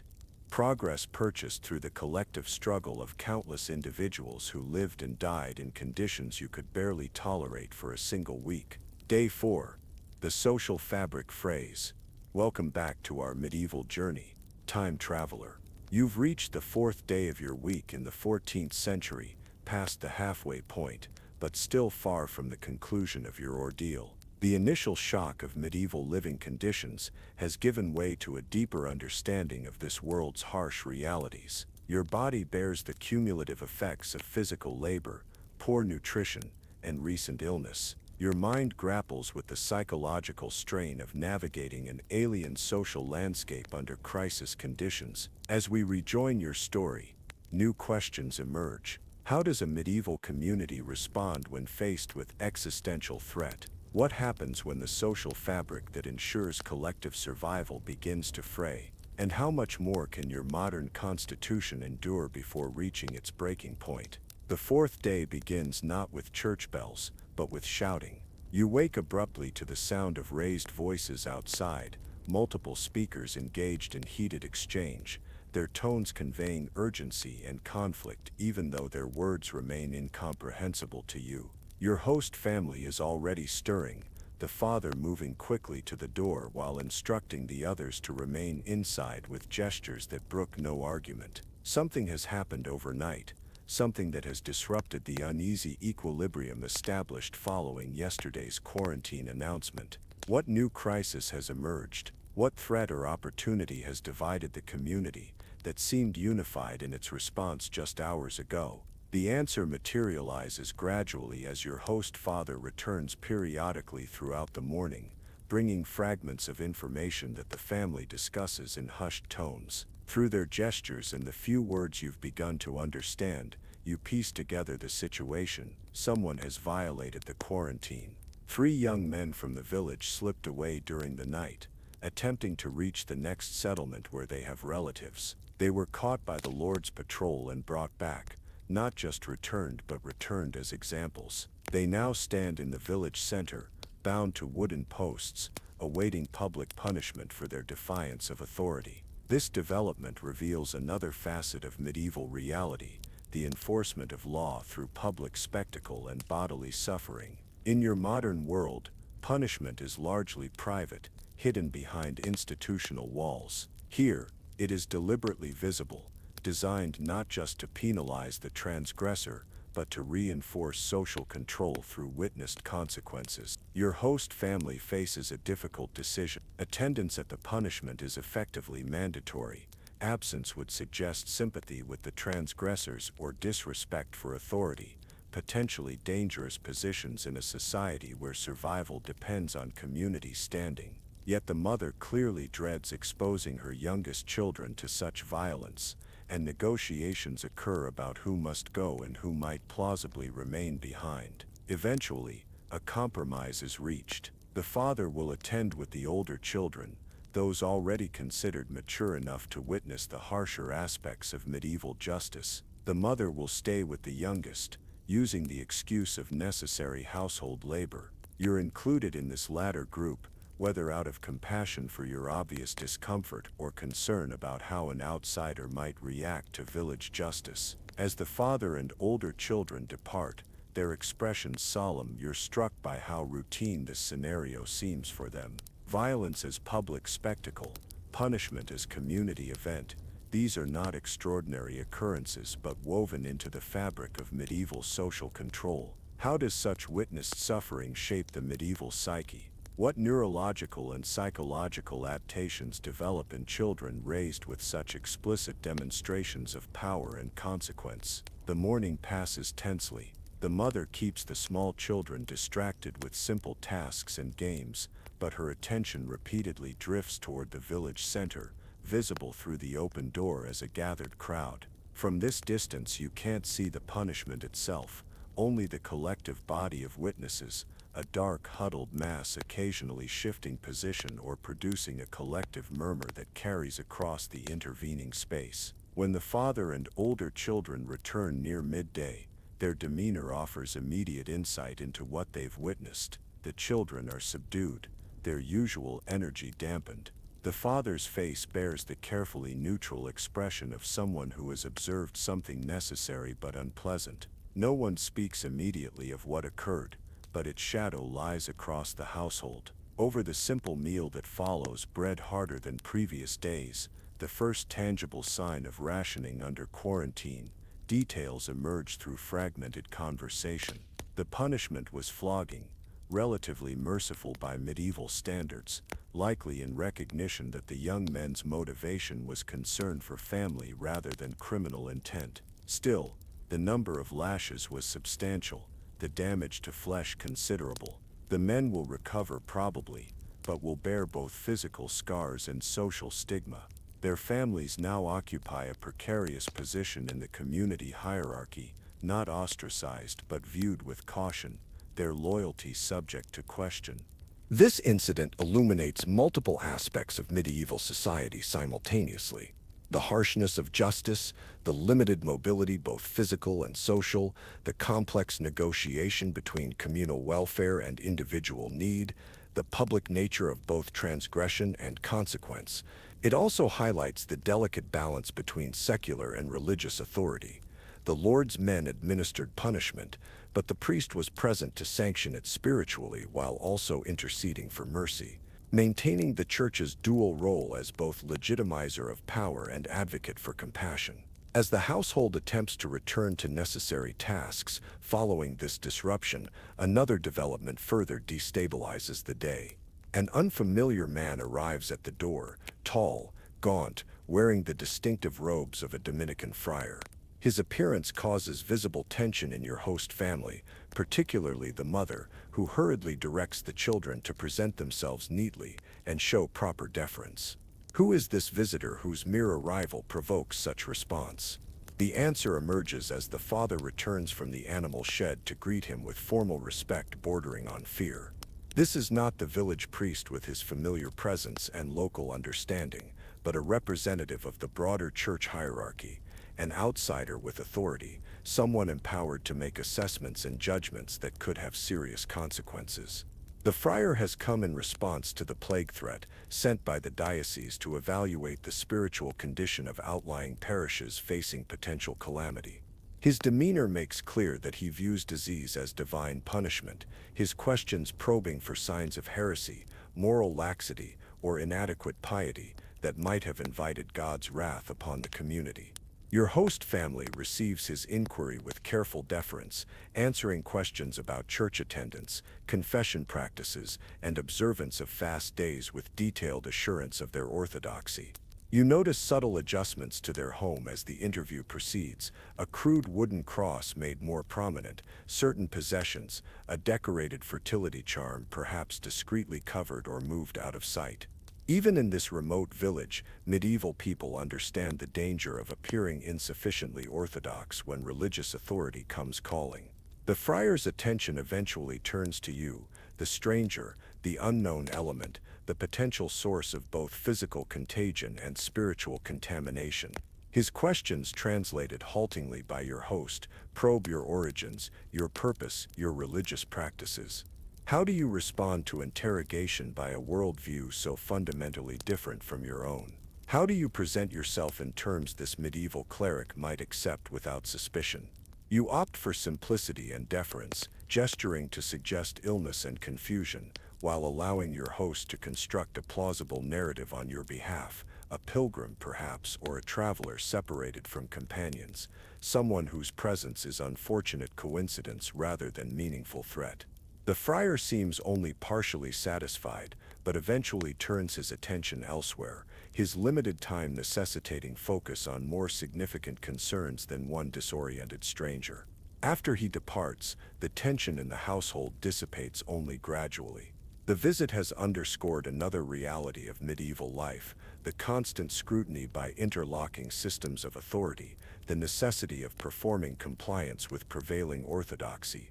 The thin line between acceptance and accusation in a world where being labeled deviant could lead to social death or worse, this realization prompts deeper reflection on the medieval mental landscape.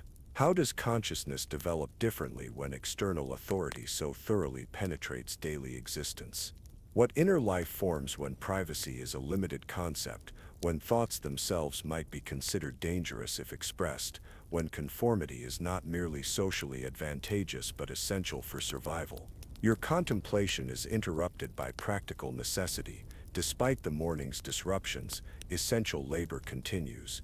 Your host family cannot afford a day of lost productivity, particularly now with resources becoming precious under quarantine conditions. Your assigned tasks appropriate to your recovering but still weakened state: shelling dried beans, sorting seeds, mending a fishing net with clumsy stitches that earn patient correction from the mother. As you work, you become increasingly aware of sensory aspects of medieval life previously overshadowed by more dramatic concerns. The perpetual background of sounds, wooden implements against earthenware, the crackle of fire, the rustle of straw, the calls of domestic animals, the creak of wooden structures expanding and contracting with temperature changes. The tapestry of smells: wood smoke, unwashed bodies, dried herbs, curing leather, fermenting ale, earth dampness rising through the packed dirt floor. The textures against your skin: rough homespun fabric, splintery wood, uneven stone, the persistent grit that finds its way into everything. This sensory landscape differs profoundly from your modern environment with its manufactured surfaces, its filtered air, its regulated temperatures, its background hum of electricity. Medieval life assaults the senses with unmediated reality, organic, irregular, intense in both its pleasures and discomforts. How differently must perception develop in such an environment? How might concepts of beauty, comfort, and normalcy form when this is the sensory baseline from earliest childhood? The afternoon brings another visitor, this one welcome. The village healer arrives carrying a small basket, her arrival prompting relieved greetings from the family. She has come to check on you, her patient, but also brings news of the injured man your host father helped treat 2 days earlier. The news is cautiously positive, no immediate signs of infection, some movement in the fingers of the damaged hand. Whether this represents genuine improvement or merely delayed deterioration remains uncertain, but it offers temporary hope. The healer examines you with practiced efficiency, noting your improved condition with evident satisfaction. Her methods combine empirical observation with traditional frameworks that seem arbitrary to your modern understanding, checking your pulse and examining your tongue, reasonable from a contemporary medical perspective, alongside noting the color of your urine and asking about your dreams, less aligned with current diagnostic approaches. You find yourself curious about this woman, whose role encompasses what modern society would divide among physician, pharmacist, therapist, and spiritual counselor. What training shaped her practice? What experiences informed her understanding? Where does the boundary lie between her empirical knowledge, this herb reduces fever, this technique slows bleeding, and her conceptual framework, disease caused by humoral imbalance, treatment guided by astrological correspondence? Time for such contemplation is limited, however, as the afternoon brings a new development that affects the entire community. Smoke rises from the direction of the village center, not the usual cooking fires or craftsmen's forges, but a larger, more deliberate blaze. Your host family watches with knowing expressions that suggest this is not unexpected, though their collective mood seems to darken in response. The father explains through gesture and simplified speech what's occurring. The village has begun burning the belongings of a recently deceased elder, a practice both practical and symbolic. The practical dimension involves destroying items that might harbor contagion, particularly relevant now with plague threatening. The symbolic aspect acknowledges the transition of the deceased, preventing their possessions from becoming sources of conflict or contamination among the living. This ritual illuminates medieval attitudes toward both death and material possessions. Death is omnipresent, familiar rather than hidden, integrated into community practice rather than institutionally separated. Material goods, meanwhile, occupy a complex position, simultaneously precious due to their scarcity and labor investment, yet ultimately subordinate to spiritual concerns and community welfare. How differently must people relate to their possessions when items are few, handcrafted, and might be ritually destroyed upon their death? As evening approaches, bringing the day's labors toward conclusion, you notice subtle changes in the community atmosphere. The village pathways, visible from your host's doorway, show less traffic than previous days. Those who do move between dwellings walk more quickly, their interactions with neighbors briefer, their children kept closer. Social distancing is emerging spontaneously, not from public health directives or scientific understanding, but from instinctive response to perceived threat. Within your host household, small adjustments likewise reveal shifting priorities under pressure. The evening meal is served in individual bowls rather than from a communal pot, a change that sacrifices precious time and resources for a practice that might coincidentally reduce disease transmission. Sleeping arrangements are modified slightly, creating marginally more space between bodies on the shared pallet. The water barrel is replenished with fresh supply from the village well, suggesting concern about maintaining independent resources should broader community access become restricted. These adaptations reflect the fundamental resilience of medieval communities, their capacity to modify practices in response to threat without modern frameworks of germ theory or epidemiology. Yet they also reveal the fragility of medieval existence, where small adjustments represent significant resource allocations and where social cohesion, vital for collective survival, balances precariously against fear-driven isolation. As darkness falls and the family prepares for sleep, you become aware of a new discomfort developing, a persistent itch between your toes, accompanied by redness and slight swelling. The condition is minor, but concerning in context. Is this the beginning of a fungal infection, thriving in conditions of poor hygiene and constant moisture? How quickly might such a simple ailment progress to something serious in an environment without antimicrobial treatments? What other microscopic threats are multiplying on and within your body as your medieval week continues? These concerns follow you onto the sleeping pallet, joining the catalog of physical discomforts that have accumulated over 4 days in the medieval world. Muscles still sore from unaccustomed labor, joints stiff from sleeping on unyielding surfaces, digestive system unsettled by strange diet, skin irritated by infrequent washing and rough fabrics, respiratory system affected by constant smoke exposure.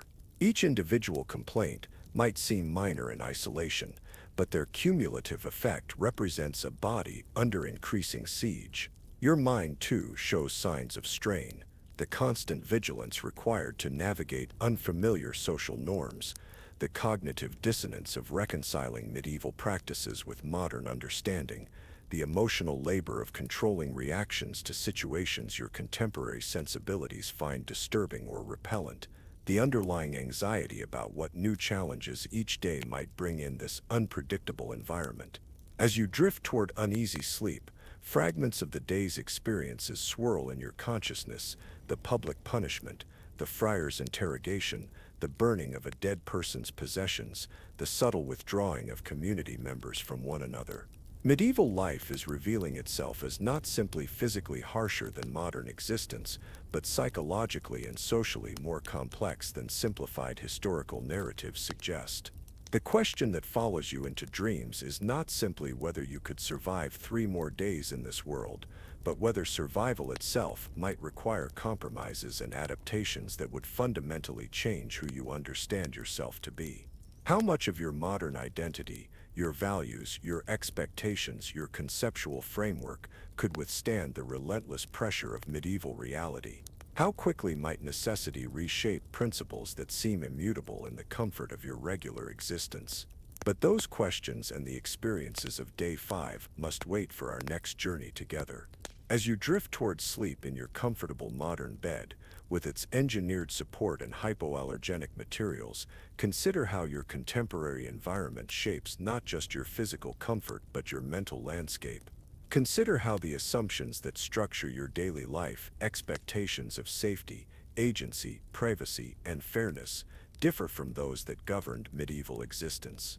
And perhaps, as sleep claims you, spare a thought for the unanswerable counterfactual: who might you have become if born into that medieval village rather than your modern circumstance? What capabilities might you have developed? What hardships might you have endured? What joys might you have embraced that have no equivalent in contemporary life?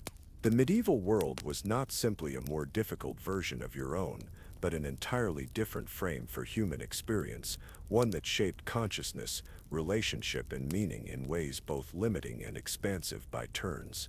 What will day 5 bring as your medieval week continues? How will the community's response to crisis evolve? What new aspects of pre-modern existence remain to be discovered? And how will your increasingly taxed body and mind respond to continued immersion in this alien environment? We'll explore those questions next time. For now, rest easy in your modern comfort, appreciating anew the countless innovations and social developments that separate you from the medieval world you've glimpsed tonight, advances purchased through the collective struggle of generations who lived and died in conditions you can barely tolerate for a few days. Day 5, the breaking point. Welcome back to our medieval journey. You've reached the 5th day of your week in the 14th century, and both your body and mind show increasing signs of strain. The accumulation of physical hardships, poor nutrition, inadequate hygiene, unaccustomed labor, exposure to pathogens has weakened your modern constitution. The psychological burden of navigating an alien social landscape under crisis conditions has depleted your emotional reserves. As we rejoin your story, new questions emerge. What happens when a medieval community under threat begins to fracture? How do individuals respond when collective survival mechanisms fail? And how much more can you endure before reaching a breaking point that medieval people, conditioned from birth to this harsh reality, might withstand? The fifth day begins with disorientation. You wake before dawn, your sleep disrupted by a throbbing pain in your feet. The fungal infection between your toes has worsened overnight, spreading to create painful cracks in your skin. The itch has intensified to a burning sensation that demands attention despite your efforts to ignore it. In your modern life, such a condition would prompt immediate treatment, antifungal medication, perhaps antibiotics if bacterial infection has developed, clean dry socks, proper shoes to prevent further irritation. Here these interventions don't exist, and the continuous moisture, inadequate washing, and abrasive footwear ensure the condition will only deteriorate. This minor but increasingly painful ailment serves as a microcosm of medieval medical reality, how quickly treatable conditions can escalate, how discomfort transitions to disability, how the body becomes a battlefield of competing afflictions rather than the reliable instrument you've taken for granted in your modern existence. As you shift position, trying to alleviate pressure on your tender feet, you notice something unusual. The dwelling is silent. The pre-dawn hours typically bring the stirring of your host family, the rekindling of the hearth fire, the quiet movements of the household beginning another day of necessary labor. This morning, nothing. The sleeping bodies around you remain motionless, their breathing the only sound disturbing the stillness. Have you woken earlier than usual? Has the family's routine changed, or is this silence itself a symptom of something amiss? The question lingers as you carefully extract yourself from the shared pallet, wincing as your infected feet meet the packed earth floor. Moving quietly to avoid disturbing the others, you approach the dwelling's single window, a small opening covered with oiled parchment that allows minimal light while blocking some wind. Through this translucent membrane, the village appears ghostly in the pre-dawn gloom, a collection of shadows and muted forms gradually revealing themselves as your eyes adjust. The silence extends beyond your host's dwelling, the usual early morning sounds, livestock, distant conversation, the community beginning to stir, noticeably absent. Something has disrupted the village's rhythm, but what? The answer emerges as your host family finally wakes, their movements sluggish, their expressions revealing a night of poor rest. Through fragmentary conversation and gestures, you piece together the situation. Strange noises disturb the village throughout the night, sounds like distant wailing or perhaps animal cries, difficult to identify but unsettling enough to keep many awake and watchful. Some believe it's merely wolves drawn closer to human settlement as summer hunting grows scarce. Others whisper of more ominous possibilities, wandering spirits, or worse, the cries of plague victims from neighboring settlements carried on the night wind. This ambiguous disturbance illuminates another aspect of medieval psychology, how quickly unexplained phenomena become imbued with supernatural significance, particularly during times of stress. Without scientific frameworks for explaining unusual occurrences, without reliable information networks to provide context, isolated communities must construct meaning from limited evidence, often drawing on traditional beliefs that emphasize mystical or divine causation. The mother crosses herself as she kindles the morning fire, murmuring prayers under her breath. The children stay closer to their parents than usual, their typical morning exuberance suppressed. The father inspects the dwelling's simple door and window coverings with particular attention, reinforcing these boundaries between family and potential external threats. These small behaviors reveal the psychological impact of perceived danger, how anxiety manifests in ritual, proximity seeking, and boundary maintenance when control over circumstances remains limited. Morning routines proceed with subdued efficiency, but a new element enters the familiar pattern.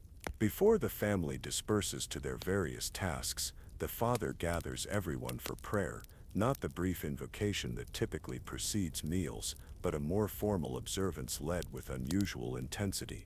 The words remain mostly incomprehensible to you, but their cadence and repetition suggest established liturgy rather than spontaneous supplication. This increased religious observance reveals another coping mechanism in times of crisis, the intensification of spiritual practice as both psychological comfort and perceived practical intervention. As the day progresses, The physical toll of your medieval existence becomes increasingly difficult to ignore. The fungal infection in your feet makes each step painful.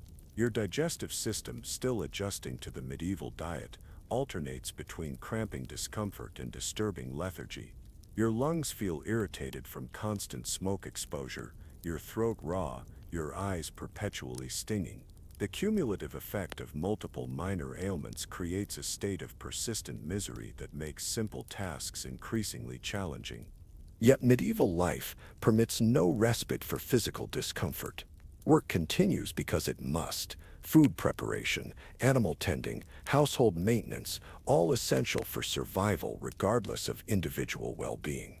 You assist as best you can with your diminishing strength, acutely aware of how your deteriorating condition affects the family dynamic. Each task you cannot complete falls to someone else.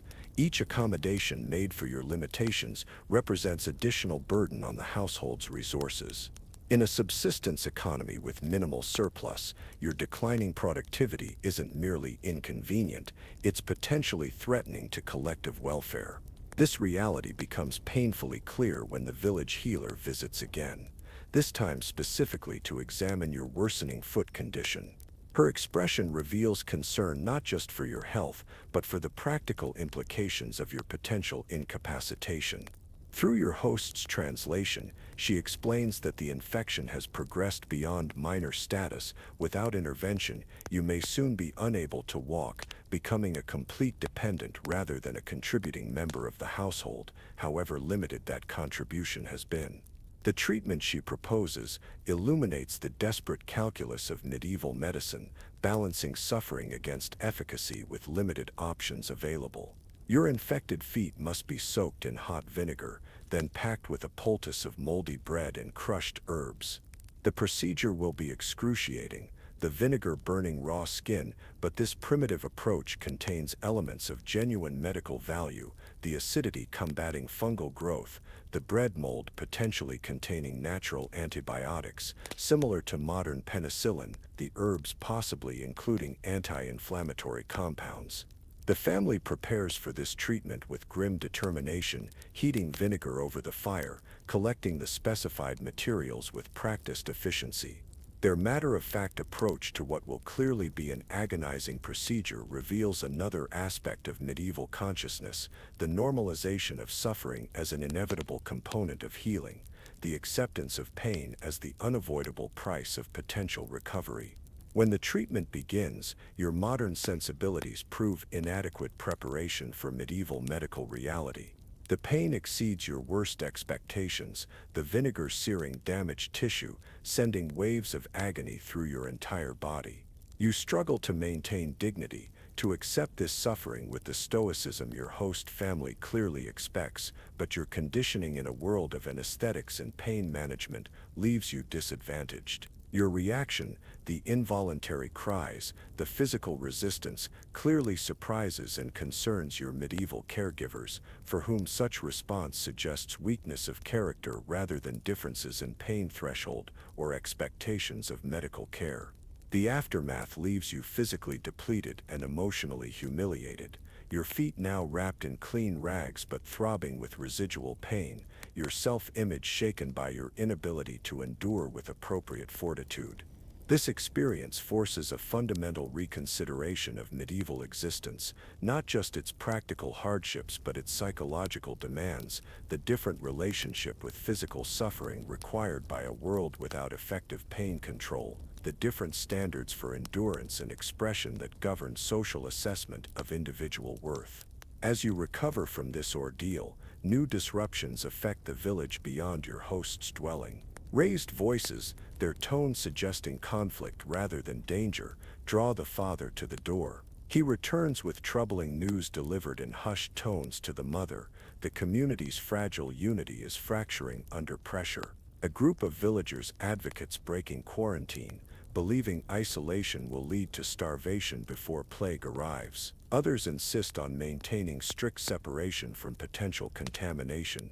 The village council, including your host father, has been summoned to mediate this growing division. His departure to this crucial meeting leaves the household in tense uncertainty. The mother sets older children to work with unusual rigor, perhaps using activity to manage anxiety. The younger ones are kept inside, their questions about the commotion outside deflected with reassurances that ring hollow even across language barriers. You observe how crisis affects this family dynamic, the increased structure imposed on children, the controlled information flow, the presentation of normalcy even as adults exchange worried glances over small heads. From your position near the dwelling's window, you witness fragments of the larger community conflict, heated discussions between neighbors, emphatic gestures, occasional outbursts quickly hushed. The social cohesion that impressed you in earlier days shows increasing strain, the collective response to threat now splintering into competing assessments of risk and appropriate action. This development reveals a fundamental vulnerability in medieval society, how quickly shared hardship can transition from unifying force to source of division when resources diminish and threats intensify.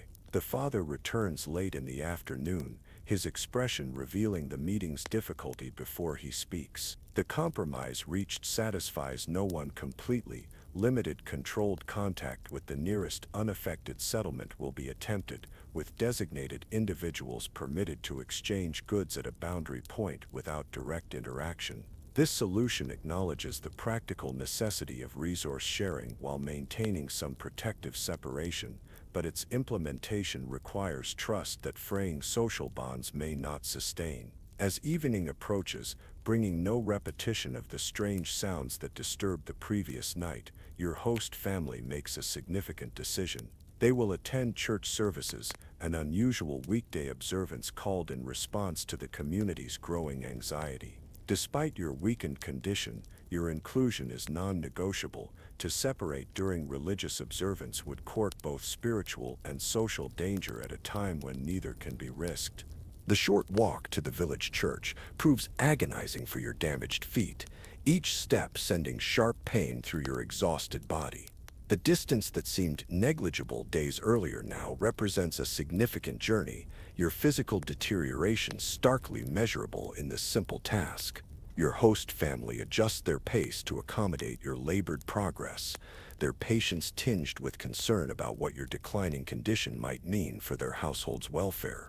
The church itself, a simple stone structure representing the most substantial building in the community, provides your first glimpse of the entire village assembled since the quarantine began. The visual impact is immediate and sobering. These people are suffering. Days of limited resources, constant anxiety, and disrupted routines have left visible marks. Children appear listless, adults gaunt and strained, the collective body language revealing a community nearing its breaking point. The service that follows, led by the village priest with unusual intensity, combines religious observance with community management, spiritual comfort intertwined with practical instruction, theological interpretation with crisis leadership. The Latin liturgy remains incomprehensible to you, but its effect on the gathered villagers is evident, a temporary restoration of unity through shared ritual, a momentary suspension of conflict through collective focus on transcendent concerns rather than immediate divisions.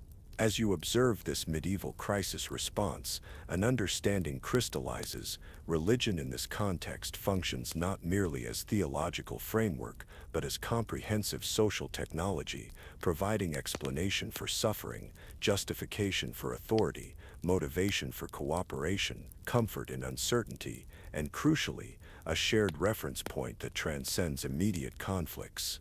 Without modern institutions of governance, healthcare, education, or media, the church serves as the primary architecture for collective action and meaning-making during crisis. The physical toll of sitting through the lengthy service on hard wooden benches leaves you dizzy and feverish by its conclusion. The walk back to your host's dwelling becomes a nightmare journey of pain and exhaustion, your body finally rebelling against the accumulated hardships of 5 days in medieval conditions. You reach the threshold only through the physical support of your host father, your consciousness flickering between clarity and confused fragments as fever rises swiftly. The family responds with practiced efficiency to your collapse, preparing a separate sleeping space near the fire, gathering the healer's previous remedies, organizing care while redistributing essential tasks. Their response reveals both compassion and practical assessment. You will be tended, but the household's survival functions must continue regardless of your condition. There are no sick days in medieval life, no suspension of necessary labor even when crisis strikes. As fever claims you fully, your awareness dissolves into fragmented impressions, the coolness of a damp cloth on your forehead, the bitter taste of herbal remedies, murmured conversations you cannot comprehend, the disorienting flicker of firelight on rough-hewn beams above. Your dreams blend modern memory with medieval reality, creating impossible scenarios where antibiotics exist alongside plague doctors, where hospital emergency rooms open directly onto muddy village pathways, where your modern understanding watches helplessly as medieval practices are applied to your suffering body. Day 5 concludes with you suspended between consciousness and delirium, your modern constitution finally overwhelmed by medieval reality.